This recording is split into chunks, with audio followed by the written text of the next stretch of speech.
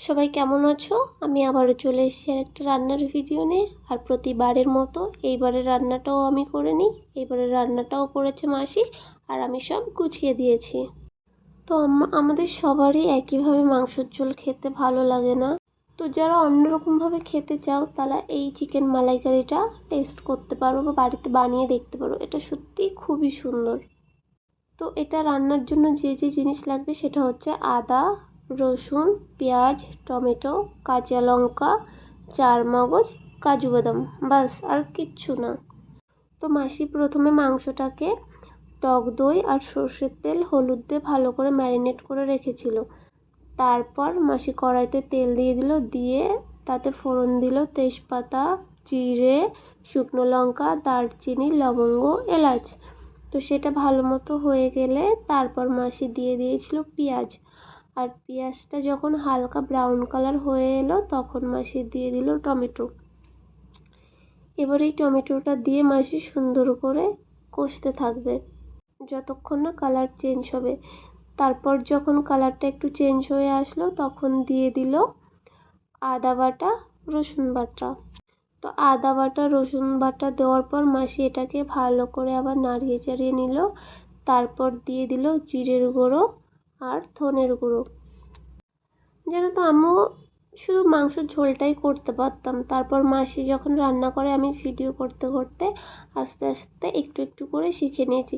যেহেতু সবাই একবারে শিখতে পারে না, আস্তে আস্তেই শেখে। তো আমি যতটুকু পারি শেখার চেষ্টা করেছি। তারপর মাসি জিরের গুঁড়ো, ধনের গুঁড়ো দেওয়ার পর দিয়ে দিল হলুদ, শুকনো লঙ্কার গুঁড়ো, লবণ। তো এটাকে ভালো করে আবার কষতে হবে। কষতে কষতে যখন এটা থেকে একটু তেল ছেড়ে দেবে তখন দিয়ে দিতে হবে কাজু বাদাম আর চারমগজ, যেটা মাসি পেস্ট করে রেখেছিল।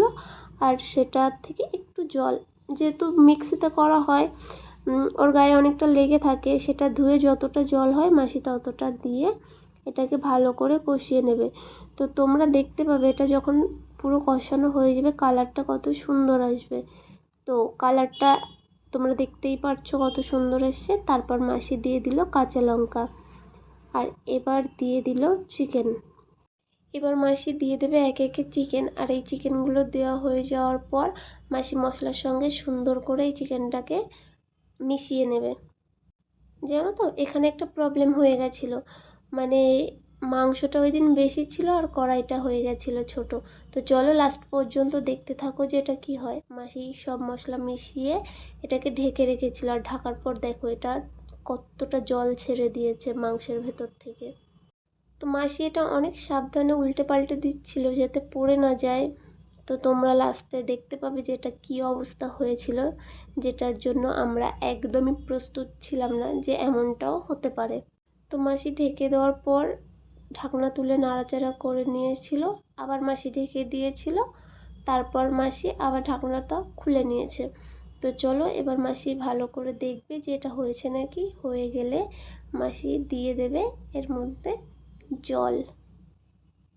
জল দেওয়ার আগে তোমরা দেখো মাংসটা যখন কষানো হয়েছিল কালারটা এত সুন্দর লাগছে। আমি এখন এডিট করছি, আমার এখনই খেতে ইচ্ছা করছে। তোমরা কি দেখতে পাচ্ছো সাইডের অবস্থা? হ্যাঁ, এটাই হয়েছিল। মাসি অনেক সাবধানের সঙ্গে করেছিল, তারপরেও যেহেতু কড়াইটা ছোট হয়ে গেছিলো আর মাংস বেশি ছিল, তো তোমরা বুঝতেই পারছো যে এটা হওয়ারই ছিল। তো তারপর কষানো হয়ে যাওয়ার পর মাসি দিয়ে দিল জল, যতটা পরিমাণ লাগে ততটা দিয়ে দিয়েছে। তো জল দেওয়ার পর মাসি আবার একটু ঢেকে দেবে। তো চলো যতক্ষণ না হয় মাসি এরকম করতেই থাকবে। আর তোমরা অবশ্যই বাড়িতে একবার বানিয়ে দেখো, আশা করছি খুব ভালো লাগবে। তো আমাদের মাংসটা এখানে কমপ্লিট হয়ে গেছিলো। তারপর মাসি দিয়ে দিল গরম মশলা, আর নামানোর পর কালারটা দেখো। আমরা খেতে থাকি, তোমরা দেখতে থাকো। দেখা হবে আবার অন্য কোনো ভিডিওতে। টাটা।